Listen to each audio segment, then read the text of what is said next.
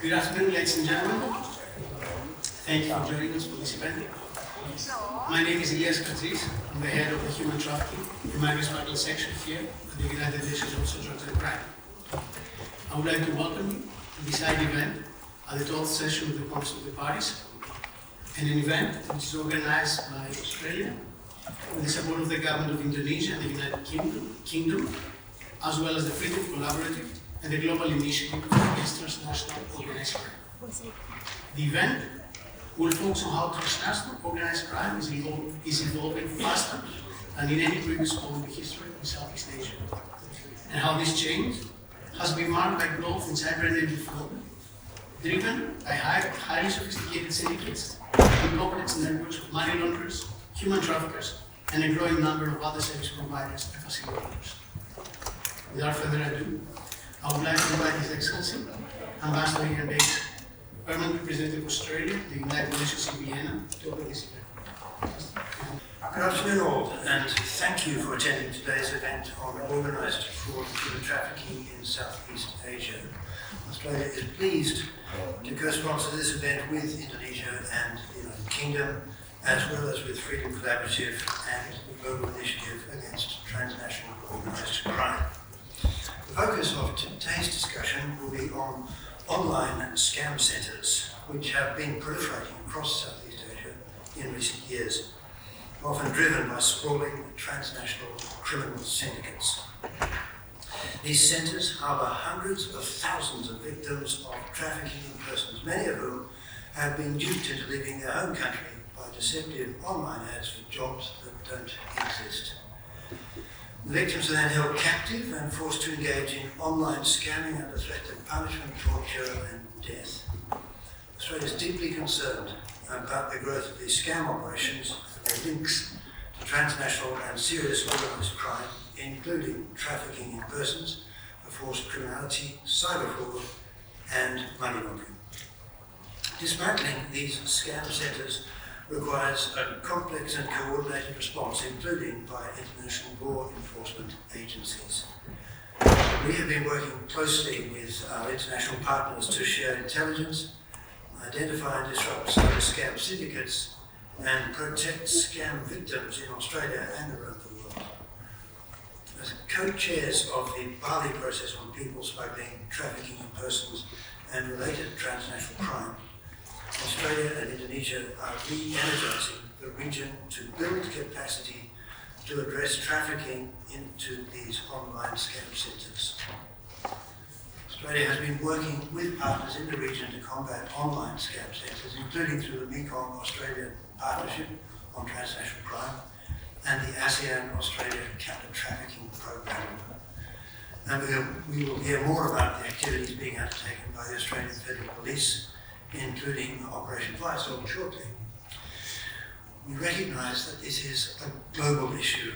I hope today's session can inform future discussions on how we can best strengthen international cooperation in combating the spread of scam centres, organised fraud and trafficking for forced criminality across Southeast Asia and beyond. Thank you. Thank you, Ambassador, for your remarks, and I'm pleased now to turn to Ms. Christina Ammerhauser, Senior Analyst at the Global Initiative Against Transnational Organised Crime, who will be presenting us the main findings of the report that we have undertaken on this issue. Christina, you have the floor. Thank you very much. Good afternoon, and thank you very much to Australia for hosting this side event, as well as to Ambassador Biggs for his opening remarks. The Global Initiative Against Transnational Organised Crime is an independent civil society organization headquartered in Geneva, and we conduct policy-oriented research and analysis intended to inform and strengthen policy-making around the world. Around 1 year ago, we partnered with the ASEAN-Australia Counter-Trafficking Programme and the Bali Process Regional Support Office on a new project looking at cyber scam operations in Southeast Asia. And today I wanted to take a brief look at the industry and how it has evolved over the past months, key drivers and enablers, and the harms that are caused by cyber scams. Ambassador Biggs has already introduced the phenomenon of cyber scams, but I just quickly wanted to take a moment to define the issue. Cyber scam operations refer to industrial-scale compounds where frauds and scams are conducted, including but not limited by people who are forced to do so and are not able to leave. This means we often talk about a double crime and double victims. The crimes involve types of scams and fraud, as well as trafficking for the purpose of forced criminality, and the victims include the people targeted by the scams and the people who conduct them. It's also worth noting that while pig-butchering or romance investment scams receive most attention in the media, this is not the only type of scam that is taking place in these operations.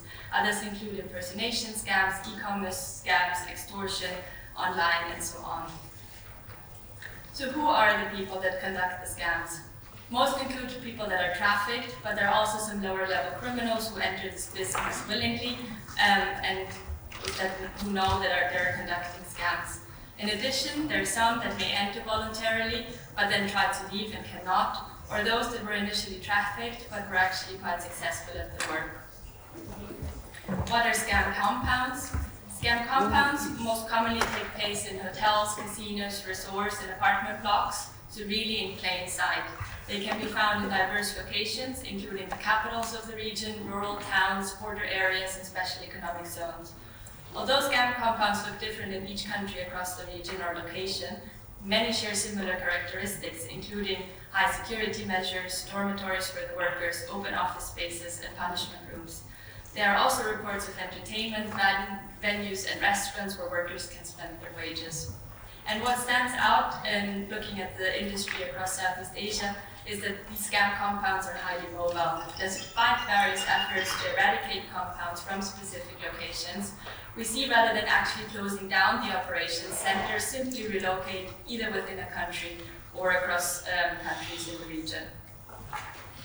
Who are the criminal actors and the facilitators?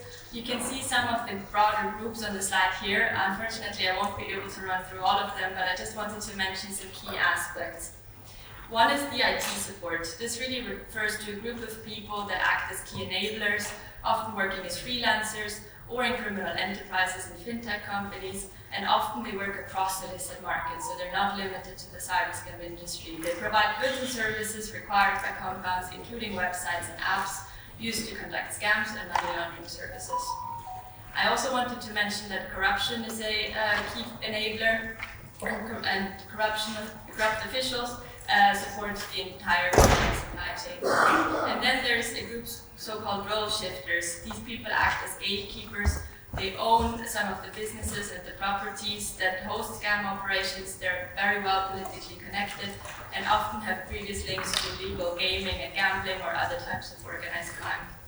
And what this means is that scam compounds are well embedded in the criminal ecosystem of Southeast Asia. The actors are not new. Many of them have been and are well known for a long time. And while often the attention is on Chinese-speaking criminal groups and their role in cyber scam operations, I think it's also important to emphasize here the role of local elites who offer protection for illicit activity and sometimes benefit from them. There are many factors that led to the rise of the current cyber scam industry, but there are three that seem to be standing out and have really supercharged the development and enabled consolidation of crime and compounds. The first is the role of technology. Technological advances, especially in the crypto and fintech industry, have massively benefited compounds and facilitated their expansion. Social media also plays a key role here. The second factor relates to the blurred lines between criminal groups and private sector entities. Legitimate companies are sometimes exploited by criminals. This includes, for example, social media, utilities, or transport. But we also see that criminal actors have set up businesses explicitly to support compounds, including money laundering, fintech platforms, or fraud companies. And then the third factor driving consolidation is corruption and weak rule of law. As mentioned, corruption has been reported to be widespread, and weak or ineffective governance in border areas or special economic zones has enabled some of these areas to really become densely populated by scam operations. Before I conclude, I just briefly wanted to look at the multifaceted harms that cyber scams exert. This is important as it highlights the severity of the issue. Until now, when we're talking about the impact of cyber scams, we've mostly focused on the massive financial losses that the scams cause. But that's just one aspect. There are many other types of harm inflicted on individuals, societies, governments, economies, and the environment. This includes violence to victims and their families, including threats to freedom and human rights, harms to the economy and development by creating bigger inequality, but also harming the country's reputation. Cyber scams tear the social fabric of local communities as friends recruit friends, and fear and distrust spreads.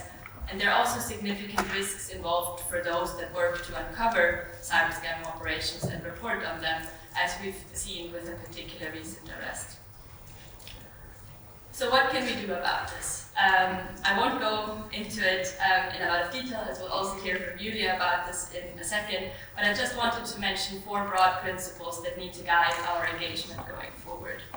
First, the response really needs to be regional. The mobility of scam operations, the interconnectedness of actors, and the wide range of services that facilitators provide underline the need for a regional or even global response. Otherwise, we just risk displacing the phenomenon.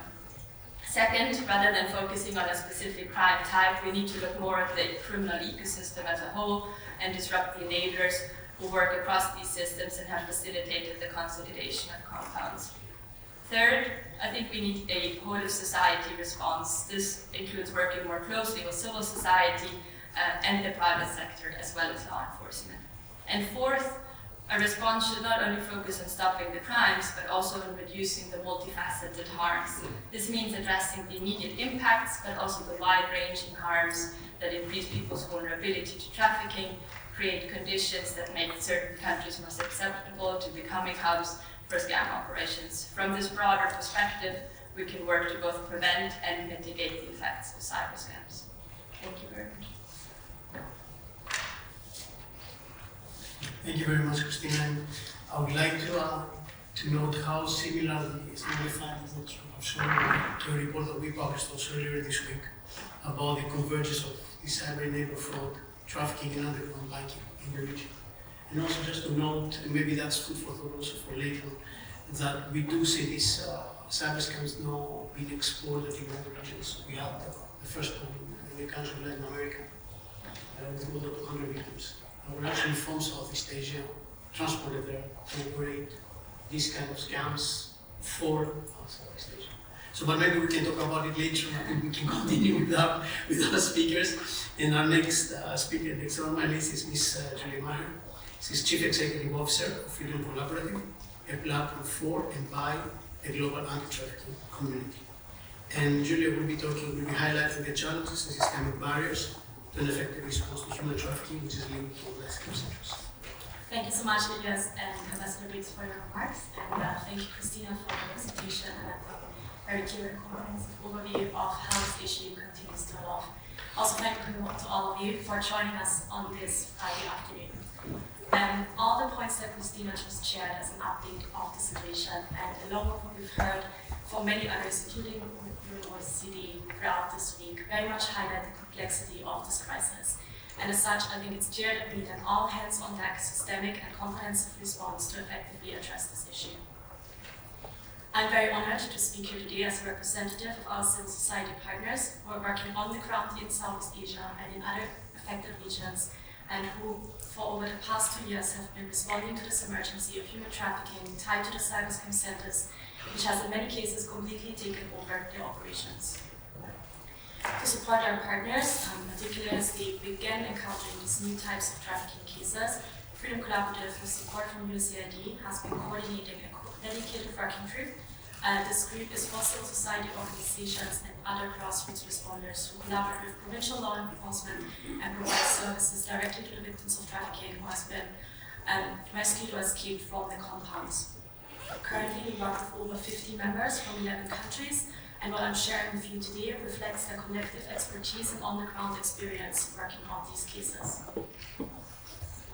First and foremost, it's essential to emphasize the need for sustained support and attention on this crisis. While there has been significant progress in raising awareness, the sophistication of these operations continues to outpace the current efforts, in particular in relation to the counter-trafficking response. Therefore, much more needs to be done regarding concrete actions and more resource investments. Among all of us, I think we recognize that the scale and complexity of the cyber scam-centered organized crime issue can be really overwhelming. The challenges are many of them are systemic, and it makes it very difficult to know where to begin, how to prioritize limited resources, and which interventions will have the most significant impact and are most needed. In an effort to support the stakeholders who are or who should be involved, the Freedom Collaborative and the Regional Support Office of the Bali process have teamed up earlier this year for a roundtable, bringing together civil society and other experts to evaluate the progress made so far and to discuss actionable ideas. These discussions provided the basis for an upcoming joint report, which will hopefully be available very soon, and which focuses on assessing where we stand in terms of the progress and outlines the priorities identified by civil society, along with practical recommendations for intervention for all the relevant stakeholder groups. First and foremost, all of our partners emphasize the importance of exchange forums, so spaces that provide an overview of who is doing what and who should be doing what. These forums are really critical for preventing duplication of efforts and enabling the effective sharing of best practices and strategies.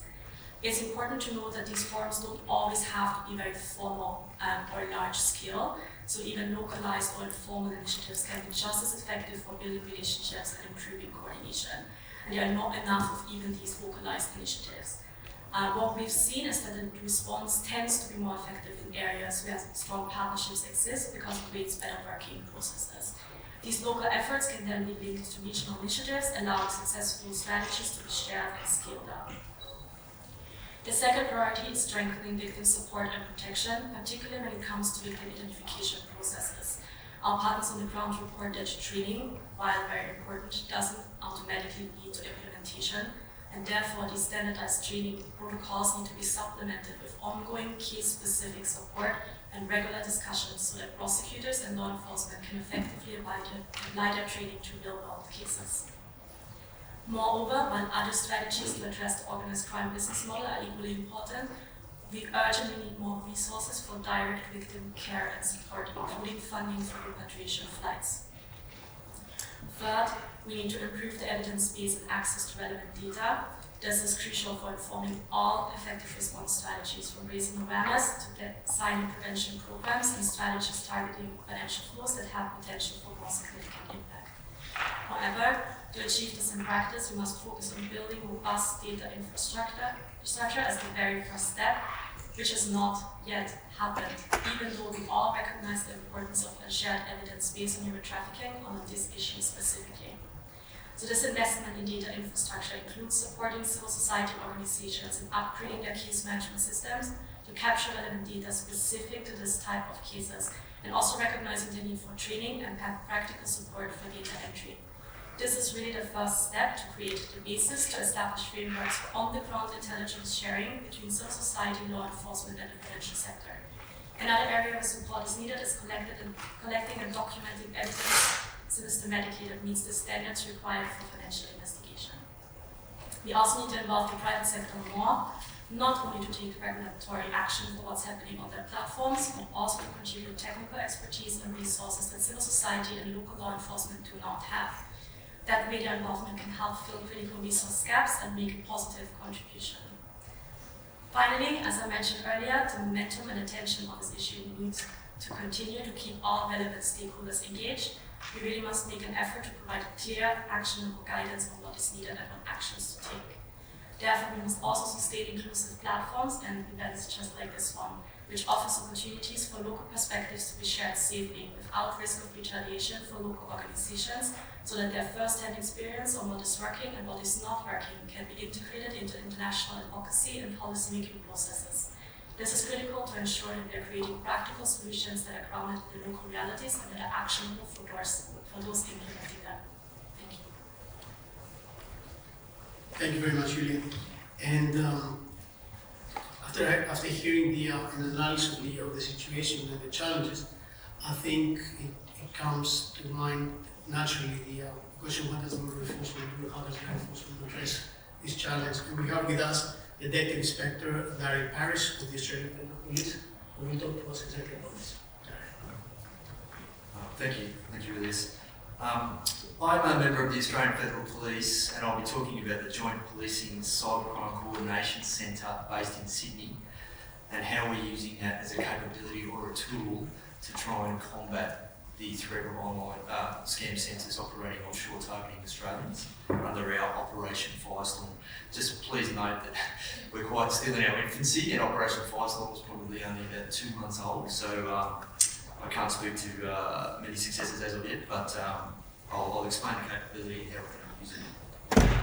So in March 2022, Australia established the Australian Federal Police Joint Policing Cybercrime Coordination Centre, the JPC3, to coordinate Australia's policing response to cybercrime. The JPC3 brings together the powers, experience and capabilities of all 8 Australian police forces in Australia, as well as partnering with private industry and international agencies to try and inflict maximum impact on high volume, high harm cybercrime affecting the Australian community. The intention is to work towards strengthening international cooperation and better coordinate a law enforcement response to the prevention, disruption and prosecution of cyber-dependent and cyber-enabled crime affecting Australia. The JPC3 does this by supporting prosecutions and prevention activities in particular with international partners in jurisdictions where organised criminal groups establish their networks. It comprises all the 8 Australian police forces in addition to the Federal Criminal Intelligence Agency. It includes secondees from Australian federal agencies such as the E-Safety Commissioner, the National Anti-Scam Centre, AUSTRAC, the Financial Intelligence and Regulator, Services Australia, Home Affairs and a number of other Commonwealth agencies. It also comprises foreign law enforcement secondees, including US agencies, New Zealand Police and Canadian Mounties. Importantly, it also includes private enterprise, so it bridges the public-private partnership by also comprising Australia's 4 big financial institutions, our primary telecommunications provider, and our certain cyber threat intelligence and incident response companies are all in the JPC3 house. The JPC3 embraces the public-private partnership to try and be a force multiplier internationally, to degrade the operational effectiveness of organised criminal groups, assist communities to harden the operating environment for those criminal groups through education and prevention, and deny safe haven to those who engage in transnational organised crime. So, as stated, Operation Firestorm is only started in August of this year. It's using the JPC3 as the capability or the tool to try and combat the call centre threat. So Operation Firestorm's mission is to investigate, disrupt and degrade the infrastructure of organised crime in the use of scam call centres targeting Australia for fraud. The primary goal is to collaborate with foreign law enforcement authorities in the identification, interdiction and disruption of scam call centres, to harden Australia as an operating environment and degrade the confidence of organised crime in its own infrastructure. It will rely on investigating methodologies proven successful against transnational organised crime previously, focusing and prioritising its targeting, but also engaging with private sector and NGOs who are heavily invested in investigating this crime from both the fraud and human trafficking perspective. Where appropriate, the operation will refer matters for investigation and prosecution and any other form of enduring disruption internationally, thereby creating a more hostile environment for organised crime syndicates targeting Australia. It's supported by the AFP's international network in Southeast Asia, Europe and the Middle East. So national anti-scam data reveals that 600,000 victim reports received over the last financial year. 1/3 of all instances involved a voice call as the medium by which the offender contacted the victim, socially engineering them through misrepresentation, claiming to be from established organisations, including government agencies, law enforcement, investment and law firms, banks and telecommunications providers. Scam call centres have emerged as a significant vector for the perpetration of scams or cyber-enabled fraud due to their capacity for high volume and highly personalised communications with victims. The call centres use various tactics to deceive individuals and organisations, leveraging sophisticated technology and psychological manipulation and social engineering. We recognise this cyber-enabled crime methodology also touches on human trafficking, where the agents used to contact potential victims are themselves exploited or have been deceived and trafficked into working in scam call centres or boiler rooms, then forced to deceive and manipulating unsuspecting victims into transferring their money under false pretences. We have recently engaged with NGOs listed in Australia working in this space to assist us better understand this dynamic and pinpoint the physical location of senders and compounds, recognising they have direct contact with survivors of this exploitation and seek to work with trafficked persons. This is a valuable point of contact and intelligence lead for the JPC3 Iceland. Effective disruption of this crime type requires a specific mandate grounded in human intelligence and technology, spearheaded by effective international cooperation. Serious and organised crime is an AFP investigative priority which continues to affect the Australian community, and cyber-enabled fraud is considered by the AFP as serious and organised crime. Serious and organised crime is controlled by highly resilient key targets who utilise encrypted communications platforms and other technical strategies to target and victimise Australians and are an enduring threat to the community. High-value, serious organised crime targets rely on extensive domestic and international networks, in addition to the permissive offshore environments, to impact the Australian community through a variety of different crime types, including cyber-enabled fraud and human trafficking. Operation Firestorm looks to enhance the AFP's focus on high-value offshore targets and establish new relationships for cyber-enabled fraud, utilising the AFP's existing international footprint. Firestorm coordinates with global partners to deter serious and organised crime offenders from establishing their criminal enterprise in new locations and disrupt the activities of long-established high-value targets through innovative strategies involving multiple lines of effort across a variety of police jurisdictions. So, in essence, in conclusion, traditional policing concepts involving arrest and prosecution will need to evolve and be complemented by new innovative lines of effort that target the infrastructure of organised crime in an attempt to destroy the viability of the business model that currently is so profitable for organised crime. Thank you. Thank you very much, Derek. And I think it's one of the my guests as moderator that all the speakers have stayed within 8 minutes of their speech.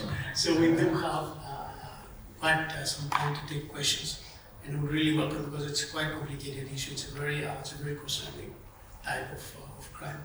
So I would like to open the floor and ask for so if you have any questions or any interventions you want to make, please just state your name also and your function as you get the floor.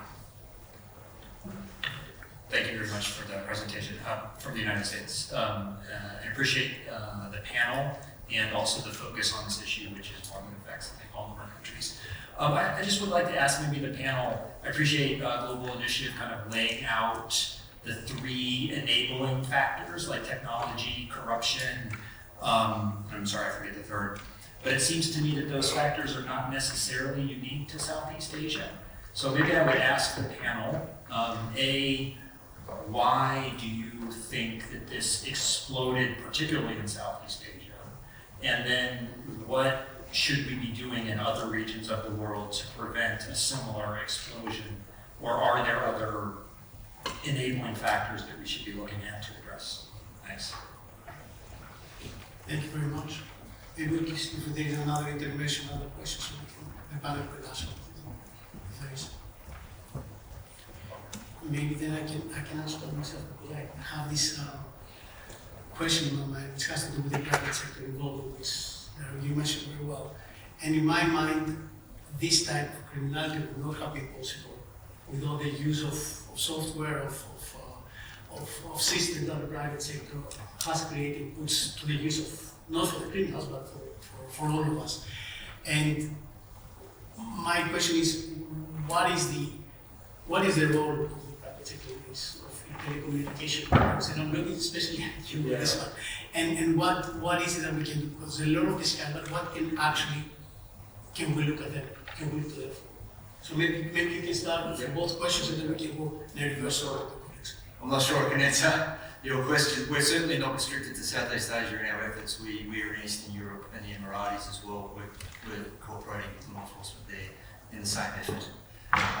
It's our region, Southeast Asia is our region. It's probably the predominant region that affects us, but it's not restricted to Southeast Asia. Certainly, I'm not sure what gave rise to it. There's probably smarter people with more knowledge of the history of it.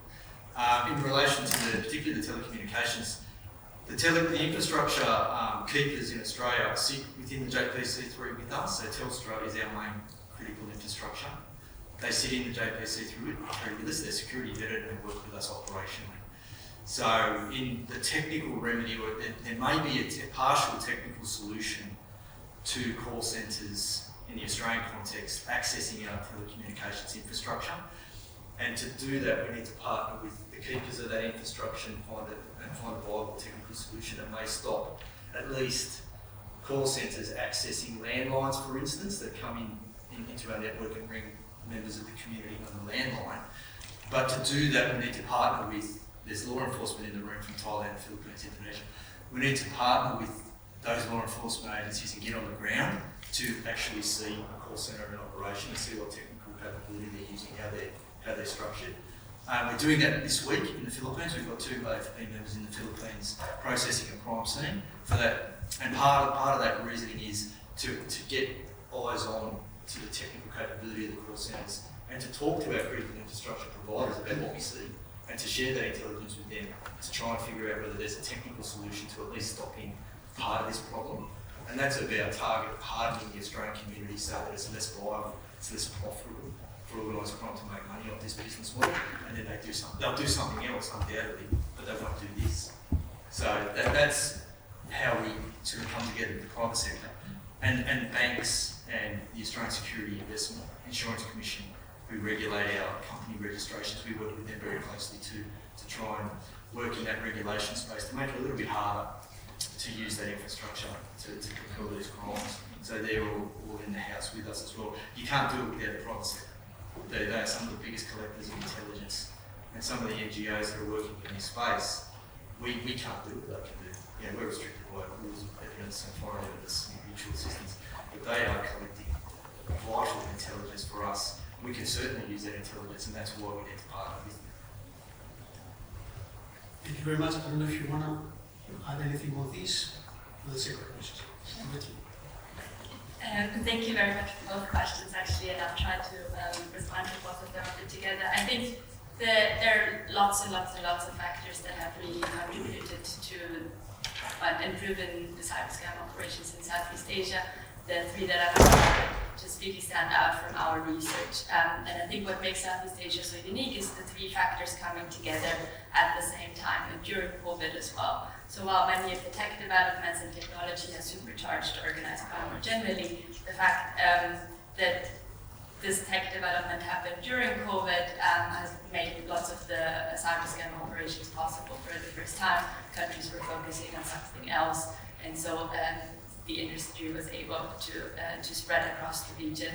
I think also some of the tech capacity, the money laundering services, etc., are not specific to cyber scam operations, but are facilitating a large number of criminal markets. And so there's really this sort of criminal service provider industry that has developed in Southeast Asia, which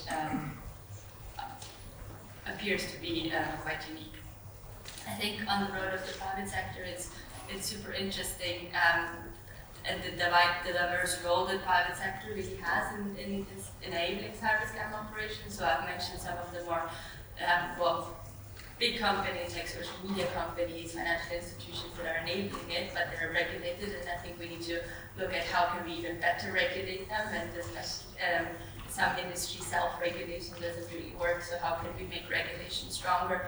But I think we also need to, what we found was that many private sector companies are really just set up for criminal purposes in Southeast Asia. So these are registered business entities in the countries. And so can we actually still call them private sector entities or just criminal actors?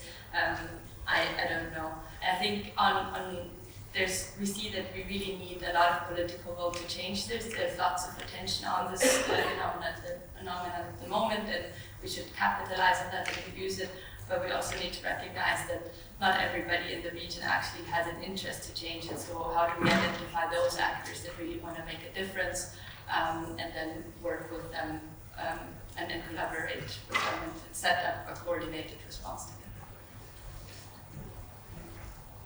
Thank you. I'll also comment on both questions around the EU factors. I don't really know, and unfortunately you see this issue spread to other regions as well. What I can see is that the challenges when it comes to the counter-trafficking response, these are not entirely new challenges. We've seen challenges from victim identification, general resource shortages for services, and challenges of availability of data. They have been around for a very long time. We've all been talking about them for many, many years. But what we see now is that this issue really amplifies these challenges to a scale that we've actually never seen before. And I personally think, even though the challenges are so severe, there is now this momentum and renewed attention on the issue. And if we can turn this into making progress on these challenges, I think then that would be a positive step and maybe help us to be better prepared for a better response to future crises and trends. On the private sector critical role, as representative for civil society, currently this is always going to be a reactive response that's possible from civil society that's focused on rescuing and taking care of the victims, just because we never gonna have enough resources. So I think to really turn this into a preventative response, we do need the private sector. We need the private sector to step up and fulfill their critical role they have in this issue. Thank you, Julia. And before turning to our last speaker for the day, I'm going to ask if there's any other interventions or questions from the floor. Yes, sir, please. Just state your name. Hi, Eric Casper from United Research Consultancy, based in the UK. So our organization has been working on this issue for the last few years, and we work to some extent directly with survivors of the compounds, and we've also worked with various police agencies and national governments on capacity building and training. I just wonder if you have any guidance for people like us, civil society and survivor groups, about the kinds of evidence that you actually need, the kinds of data or intelligence standards, so that we could try our best to provide things that would be actionable and useful for prosecutions. Thank you. I think law enforcement probably needs to have a change of mindset somewhat in working with private sector and NGOs, that potentially the lines of effort need to be more along the lines of disruption. It's very difficult for the AFP to drive prosecutions in foreign jurisdictions without going through the complex mutual assistance project. But the operational work that we're doing this week in the Philippines, where we've got people on the ground in call centres, survivors have an intimate knowledge of the inside workings of these call centres. They probably don't know what they know, and most survivors and most witnesses don't know what they know until they're actually questioned by someone with an investigative lens. Anything that goes, I'm increasingly convinced after being here this week that this is going to be more and more a technical response from law enforcement, and then we're going to have to evolve our technical capabilities to keep pace with organised crime. So anything that you deal with a survivor or a witness that's coming out of these call centres that can give insight into how they're set up technically, the kit they're using to drive their business model, where the money's going, chasing the money and asset forfeiture is going to be one way to hurt them. But when I say that we have to attack the critical infrastructure of organised crime, that goes for all crime types. It really does. We probably need to move away from targeting the big bosses of organised crime and go to destroying the infrastructure. Because if you destroy the infrastructure, you destroy the profit. You destroy the profit, there's no viability to it. So anything that takes us along that line of effort from a witness or a survivor is going to be invaluable. Thank you, that was very interesting. Thank you. Any other questions? If I don't have any other questions from the floor, then I can turn now to Mr. Adi Winarso, Assistant Deputy for Coordination of Multilateral Cooperation of the Coordinating Ministry for Political, Legal and Security Affairs of the Republic of Indonesia, who will close this event today. You have the floor.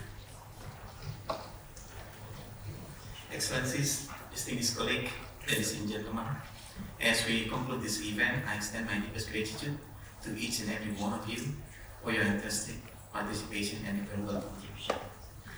Special thanks to the Global Initiative and also the Freedom Collaborative for the initiative and effort to conduct research and producing the report. I was informed that the report has also been presented during the annual working group of collaborators in various so thank you once again.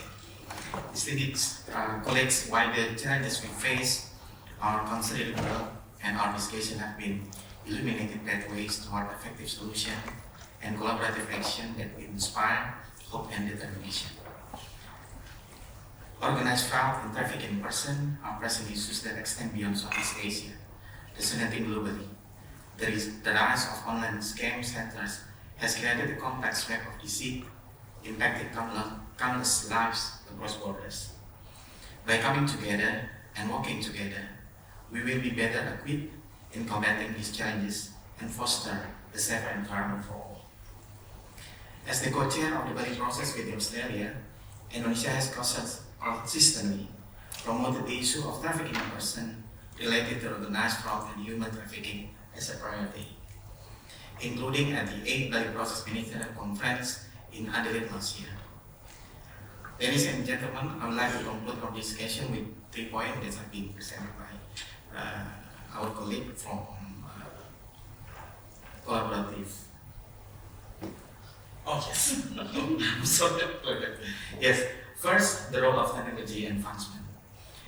We realize that while technology can facilitate scams, it also offers innovative tools to combat them. The advancement in cybersecurity and artificial intelligence present an opportunity to develop robust systems capable of detecting and preventing fraudulent activities. Second, the blurred lines between criminal groups and the private sector. By fostering partnership between legitimate businesses and law enforcement, we can create a transparent practice that deter criminal activities while promoting ethical business operation. And the third, the importance of reform and addressing gaps in the rule of law. By advocating for strong regulation and supporting capacity building initiatives in affected regions, we empower local communities to take charge of their futures. This recommendation aligns perfectly with the 2023 Adelaide Strategy for Cooperation and underscore Indonesia's ongoing commitment to combat organized fraud and human trafficking. Indonesia remains committed to actively and effectively addressing these pressing global issues by adapting innovative solutions, promoting collaboration among stakeholders, and enhancing legal frameworks. Together, there is an opportunity to create a safer digital environment where economic stability thrives. Continuing this dialogue beyond today is essential. Let us build our partnership that transcends borders and strengthen our resolve. I thank all of you for your participation and dedication to these important issues. Thank you. Thank you, Mr. Winarso. And I think this brings us to the end of the session. I would like to thank Ambassador Wicks, and I would like to thank our panelists and Mr. Winarso for their contribution today. And it's a very interesting subject, but very complicated also issue to address. And I think it's something that unfortunately we will be dealing with for some time to come. So we'll see. Thank you very much, and I wish you all a very nice afternoon. Thank you.